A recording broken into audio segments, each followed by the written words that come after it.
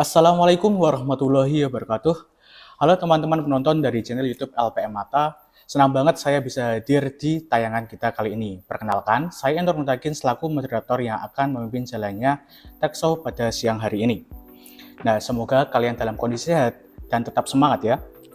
Nah, selamat datang di program Mata Talk Show, di mana pada hari ini kita memiliki tema yang sangat spesial, yaitu lebih dekat dengan El Jatar, gudangnya prestasi mahasiswa teknik sipil Universitas Tidar. Nah, dan di samping saya ini udah ada Mas Farhan Maulana selaku ketua dari El Jatar sendiri. Selamat datang Mas Farhan. Ya, terima kasih sudah mau diundang. Terima kasih juga udah meluangkan waktu luangnya di tengah-tengah kesibukan semester 5 ini. Nah, sebelumnya mungkin bisa ceritakan nih kesibukan Mas Farhan selama berada di semester 5 dan menjabat sebagai ketua El Jatar gitu. Kalau kesibukan sendiri sih ya gimana ya? Kesibukan anak semester 5 sih kayak gimana kan kalau di teknik sipil khususnya kan di semester 5 ini kan memang banyak tugas besar. Tugas besarnya tuh emang di beberapa mata kuliah tuh emang gimana ya? Sulit gitu loh. Apalagi kan di sini posisinya saya sebagai ketua. Jadi kan kayak harus ngeseimbangin antara menjalani sebagai ketua sama tugas di kuliah itu. Nah, itu mungkin kesibukan saya lebih ke ini sih.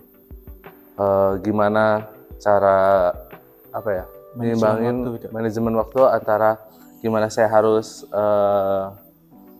mengelola El Jatar ini sama gimana caranya menyimbangin dengan mata kuliah gitu. Nah, mungkin banyak dari penonton yang sudah sangat terkenal tentang nama El Jatar ini. Mungkin belum mengetahui apa itu El Jatar dan bagaimana sistem yang ada di El Jatar sendiri, kemudian prestasi apa saja yang sudah pernah diraih oleh El Jatar. Oleh karena itu, mari kita gali lebih dalam terkait informasi dari El Jatar bersama dengan Mas Farhan. Nah, Mas Farhan mungkin bisa cerita dulu nih, prestasi-prestasi apa saja yang baru diraih oleh El Jatar di tahun 2025 ini? Kalau untuk prestasi sih alhamdulillah cukup banyak lah. Yang baru-baru ini ada kita masuk pertama kali finalis di KJI dan KBGI, khususnya di kategori pelengkung itu lumayan bergengsi, cukup bergengsi kompetisinya karena kan itu yang ngadain dari Belmawa langsung. Nah terus ada lagi lomba di UGM, itu dia perencanaan jembatan. Nah, terus ada lagi yang KTI, karya tulis ilmiah di Tasikmalaya. Nah itu prestasi akhir-akhir ini yang emang baru banget mendapat prestasi paling itu. Kalau yang di highlights Instagramnya itu kan ada di Universitas Samudra, Mas. Iya. Yang itu yang baru banget atau masih ada yang terbaru lagi itu? Oh, yang Samudra itu dia kan perencanaan jembatan itu juga baru 2 bulan lalu kalau salah, atau sebulan yang lalu gitu. Itu dia perencanaan jembatan juga. Emang kita tuh di El Jatar kebanyakan prestasinya di bidang jembatan atau enggak karya tulis ilmiah. Gitu. Terus sekarang baru-baru juga kita alhamdulillah pecah telur di bidang perencanaan bendungan. Nah, pertama nih Mas, mungkin bisa dijelasin tentang bagaimana sejarah awal terbentuknya El Jatar itu sendiri, Mas. Kalau El Jatar sendiri sebenarnya dari tahun angkatan 17 berarti itu udah ada sebenarnya Mas. Cuman kan kita masih bentuknya kayak kita kerja kelompok aja gitu loh. Yeah. Kita kumpul ngebahas tentang mata kuliah kah atau enggak tentang lomba yang ingin diikuti gitu. Jadi bentuknya masih komunitas yang emang ya udah belum ada strukturalnya. Emang kita pure untuk diskusi soal akademik di teknik sipil gitu.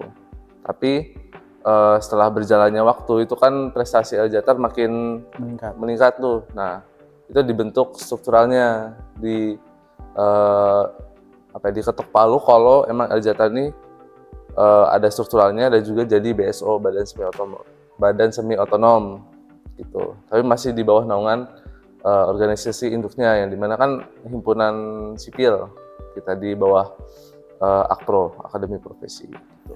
Kalau jadi BSO-nya itu pada tahun berapa, Mas? Itu kalau BSO kita baru tahun 2022 kemarin, Agustus tanggal 5. Oh, baru banget ini Ya, berarti. baru. Soalnya kalau kita lihat di universitas lain, itu memang banyak yang mendirikan semacam LJATAR-nya, BSO-nya, khusus di bidang akademikannya. Gitu. Jadi emang kalau dibandingkan dengan universitas lain, ini kita baru, LJATAR itu masih baru lahir lah ibaratnya gitu kan. Gitu.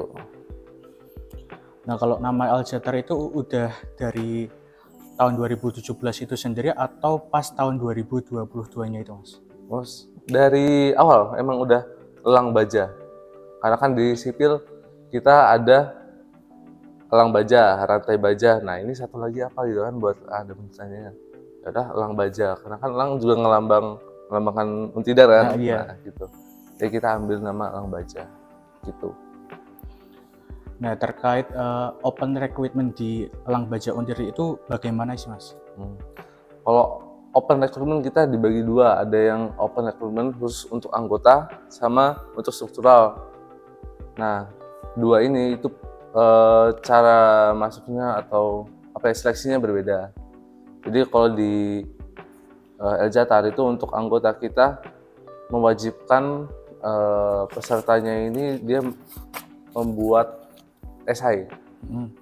Esai tentang tema sesuatu lah, ntar kita yang tentuin. Kalau yang kemarin itu dia temanya tentang green technology.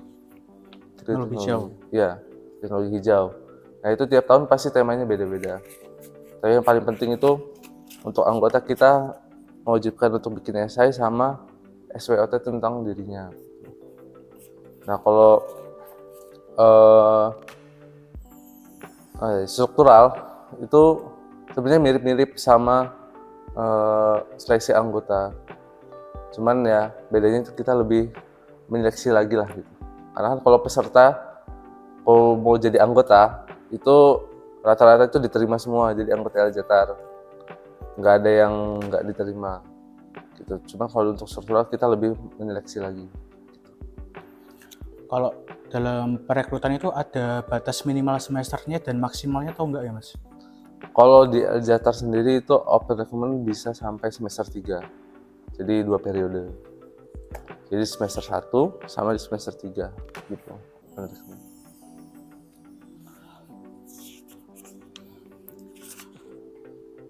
Baik. Kemudian kegiatan apa saja yang biasanya dilakukan oleh LJATAR dalam pengembangan potensi akademik? Kan melihat dari LJATAR ini kan bergerak di bidang non-akademik dan juga akademik gitu, Mas. Oh, ya. Mungkin koleksi kita cuma hanya di akademik doang. Oh, akademik ya, aja. non-akademik kita enggak. Jadi kalau di LJATAR sendiri kita lebih mengadakan pelatihan. Nah pelatihannya ini kita ada mentornya juga, itu dari teman-teman LJATAR juga yang emang udah berpengalaman di bidang yang mau dilombain. Misal saya pengen lomba jembatan. Nah ada pelatihan jembatan yang emang kita mentornya itu kakak tingkat yang emang udah berpengalaman di bidang jembatan. Nah, terus itu pelatihan. Nah, terus kita ada juga yang namanya training camp. Itu lebih fleksibel dibandingkan dengan pelatihan. Karena kan pelatihan kita udah tertata, misal dalam satu periode itu kita akan ada pelatihan jembatan di bulan ini, pelatihan gedung di bulan ini, sama pelatihan di bidang yang lain itu di bulan ini. Cuma kalau training camp itu kita lebih bebas lagi. Maksudnya kita by demand lah. Misal saya pengen ngajuin ke bidang risetnya, Mas, saya pengen lomba jembatan atau lomba gedung, tapi saya pengen ada training camp atau enggak pengen ada pelatihannya kayak gimana ya, Mas. Nah, itu nanti kita bikin training campnya sendiri. Itu bisa dalam bentuk gimana ya, kan kalau misalnya pelatihan itu kita lebih formal, maksudnya ada jamnya, ada apa ya, maksudnya ada mentornya, ada maksudnya lebih formal lah gitu, seperti di kelas misalnya. Di kelas Kalau training camp kita enggak, kita lebih ke ngumpul, kita diskusi bareng. Ini training camp tentang jembatan, nanti kita diskusi bareng, kita sharing-sharing gitu. Jadi lebih fleksibel daripada pelatihan. Kalau pelatihan sama training camp itu ada waktunya atau enggak Mas? Misalnya 1 bulan sekali atau 6 bulan sekali gitu. Kalau pelatihan kita udah ngeplot sendiri, misal sebulan. Bulan ini baru kemarin kita ngadain pelatihan jembatan, baru banget kemarin. Nah nanti di bulan Januari itu ada pelatihan gedung. Nah kalau training camp, ini contohnya kemarin alhamdulillah Eljatar lagi wangi-wanginya lah, lomba jembatan bahasa yang kecil itu. Nah itu kita ambil momen itu buat training camp, karena sayang juga kan, karena udah banyak yang udah wanginya lomba bahasa nih, tapi nggak diturunin ke adik-adiknya ilmunya itu. Jadi kita adain training camp. Tuh.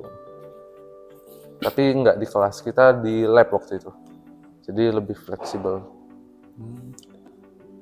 Nah kalau pengalaman lomba kan udah sering menang kemudian pergi keluar kampus itu Mas. Ya. Nah mungkin ada cerita seru atau kultur shock waktu bertanding di luar kota. Mungkin bisa diceritain gitu Mas?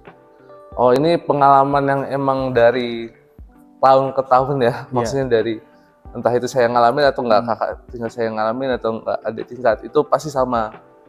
Untidar tuh di mana? Mereka enggak misal, tapi khususnya ini di luar di bagian barat, Jawa Barat. Kalau Jawa Tengah, Jawa Timur kan beberapa memang kenal. Kalau di Jawa Barat emang rata-rata tuh, oh Eljatar dari Untidar di mana ya? Jadi mereka nggak tahu kalau Untidar tuh ada di Magelang.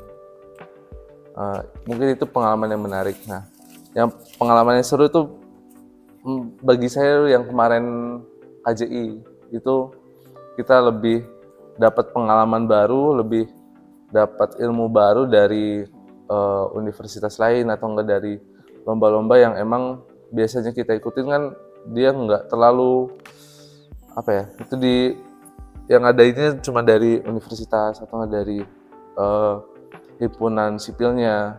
Nah kalau ini kan kita yang KJ kemarin langsung dari Kemendikti, dari Belmawa.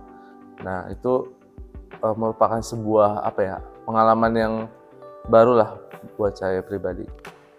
Mungkin bisa dijelasin terkait KJI itu apa dan dilaksanain di mana gitu Mas? Oh, kalau KJI dan KBGI itu dia lomba tentang jembatan dan gedung. KJI kompetisi jembatan Indonesia, sama ada KBGI kompetisi bangunan gedung Indonesia. Nah itu KJI itu dibagi lagi menjadi dua, ada KJI jembatan rangka atau enggak jembatan pelengkung, itu jembatan yang lengkungnya ada kabelnya itu. Kalau KBGI itu ada yang dari beton, ada yang dari baja. Nah kalau yang KJI KBGI ini emang tiap tahun diadain oleh Kemendikti. Tapi tuan rumahnya itu beda-beda. Nah kebetulan yang kemarin kita dapat yang dekat di Jogja, di UNY. Nah yang sebelum-sebelumnya ada yang di PNJ, ada yang di Jakarta, ada yang di Bali juga kemarin. Tuh. Emang ini apa ya, kompetisi tahunan lah. Ibarat kayak PKM, P2MU ya gitu ya. Iya. Tiap tahun kan ada. Gitu. Nah kan Eljatar ini udah sering kali mengikuti lomba. Mungkin bisa dijelasin persiapan buat menghadapi lomba mulai dari ide, desain hingga presentasi lomba itu Mas. Maksudnya ini maksudnya Eljatar nyiapin buat teman-teman yang pengen lomba apa dari saya pribadi persiapannya? Dari Masnya sendiri nggak apa-apa. Oh saya pribadi gimana ya? Karena emang di Eljatar kan ada namanya Bank Eljatar. Dia konsepnya mirip kayak misal saya udah lomba jembatan, udah juara di sini-sini, berkasnya file dari proposal ataupun perencanaan desainnya sama dan lain-lain, berkasnya itu kita kumpulin. Jadi ada arsipnya sendiri, jadi bisa buat bahan belajar. Jadi bahan belajar itu entah buat nanti pada saat penyisihan lomba ataupun pada saat misal menghadapi final. biasanya kan suruh bikin PPT terus ngedesain juga PPT-nya harus gimana yang bagus, yang gimana, terus isinya apa aja, itu kita punya arsipnya semua. Jadi teman-teman di Aljatan ini nggak cuman dia dapat pelatihan, tapi dia juga dapat arsip berkas yang emang udah pernah dilombakan gitu. Berarti arsip-arsip dari kakak tingkat sebelumnya juga disimpan di tempat yang sama gitu Mas? Ya, cuman ya tidak semua arsip itu ditempatkan di drive atau nggak di Bank Aljatan, karena beberapa emang ada yang filenya itu cukup Dirahasiakan gitu Mas? Nah, ibarat gitulah. Jadi kalaupun emang mau minta itu bisa aja, tapi asal misalnya omongan pribadi chat gitu loh. Jadi nggak buat umum banget. Gitu. Nah, bicara tentang harapan ke depan dari Aljatar ini Mas, mengingat Aljatar udah 2 tahun resmi menjadi BSO, mungkin ada harapan buat di tahun kedepannya gitu Mas? Gimana ya? Kalau harapan saya pasti pengennya Aljatar lebih meningkatkan prestasinya dari tahun-tahun sebelumnya kan. Pokoknya jangan pernah puas dengan apa yang udah didapat di tahun ini, tapi harus jadi buat pembelajaran biar bisa ditingkatkan di tahun depan. Misal kita alhamdulillah pecah telur di KJI dan KBGI di tahun ini. Di tahun depan itu kita harus ada peningkatan. Kita harus lolos lagi di keempat bidang ini di kategori gitu. Jadi harapannya sih gitu, kita tetap meningkatkan prestasinya, jangan pernah puas dengan apa yang kita dapat di tahun ini. Nah kemudian kan ada proses penarikan anggota baru ya Mas. Mungkin anggota baru itu langsung dilatih atau cuma mengikuti kegiatan-kegiatan yang dilaksanain biasanya gitu Mas? Oh kalau buat pelatihan maksudnya? Iya. Nah, kalau anggota baru itu kita lebih gimana ya, maksudnya lebih tricky Mas, lebih gimana ya, lebih tricky lah untuk nge-treatment anggota baru ini, karena kan kalau misal anggota barunya di angkatan yang emang udah semester 3 itu kita pun mau manage-nya gampang karena dia udah dapat ilmu-ilmu di teknik sipil leader yang emang udah cukup lah buat diarahin mau kemana. Kalau mahasiswa baru kan ini cukup menantang karena mereka kan baru masuk di teknik sipil, jadi itu lebih tricky karena gimana ya, kadang kita itu menyediakan lomba, nah tapi kita itu harus melihat kapasitas kitanya gitu. Misal kita mahasiswa baru, nggak mungkin dong kita langsung merencanakan sebuah jembatan atau enggak gedung. Jadi kita pengennya bertahap. Misal mahasiswa baru ini tahapan yang pertama lombanya ini, terus selanjutnya ini. Kalau udah mendapat materi di matkulnya yang ini, kita bisa arahin ke jembatan atau gedung ataupun yang lainnya. Tapi kalau di Aljatar itu rata-rata anggota baru, khususnya yang mahasiswa baru ya, itu paling minatnya itu di lomba jembatan balsa, yang nyusun balsa dari kayu-kayu itu loh Mas. Iya. Nah itu cukup diminati mahasiswa baru dari tahun ke tahun, karena emang kalau lomba balsa itu lebih mudah karena kan kita nggak perlu perencanaan yang terlalu matang, jadi kita cuma ngedesain sama nempel-nempelin doang. Nah itu masuknya ke hoki-hokian sih. Nah itu biasanya mahasiswa baru, khususnya anggota baru itu minatnya di lomba balsa. Jadi kita sediain emang buat maba tuh pertama training camp buat lomba balsa. Terus ntar dilanjutin ke tahap yang lain, misal perencanaan jembatan kah, gedung kah, ataupun software apalah buat analisis struktur ataupun yang lain gitu. Nah terakhir nih Mas, mungkin bisa sekalian promosi nih buat ajak teman-teman penonton yang pengen gabung atau berkolaborasi dengan Aljatar ini. Sebenarnya di Aljatar sendiri kita udah ada beberapa prodi di Fakultas Teknik yang emang udah kita sharing-sharing lah gitu buat gimana ya, karena dari prodi lain pun ada yang pengen buat seperti Aljatar. beberapa ada yang udah ngobrol, udah sharing-sharing juga gitu. Kami juga terbuka buat teman-teman yang emang pengen apa ya, membuat suatu komunitas yang emang khusus di bidang akademik. Kita cukup terbuka untuk sharing-sharing. Jadi ya tinggal hubungin aja. Wah, ternyata cerita yang sangat luar biasa ya dari Mas Farhan. Semoga apa yang sudah dijelasin oleh Mas Farhan ini bisa menjadi inspirasi bagi para penonton. Nah, bahwa prestasi itu lahir dari kerja keras dan semangat kebersamaan. Terima kasih banyak juga untuk Mas Farhan yang sudah bersedia untuk meluangkan waktunya. Kemudian terima kasih juga untuk para penonton yang sudah bersedia untuk menonton tayangan pada Mata Takshow kali ini. Jangan lupa untuk terus dukung Eljatar dan juga nantikan Takshow berikutnya pada channel YouTube LPM Mata Universitas Tidar. Saya Yang Mutakin selaku moderator pamit undur diri. Nantikan tayangan berikutnya di channel YouTube LPM Mata Universitas Tidar. Saya tutup. Wassalamualaikum warahmatullahi wabarakatuh.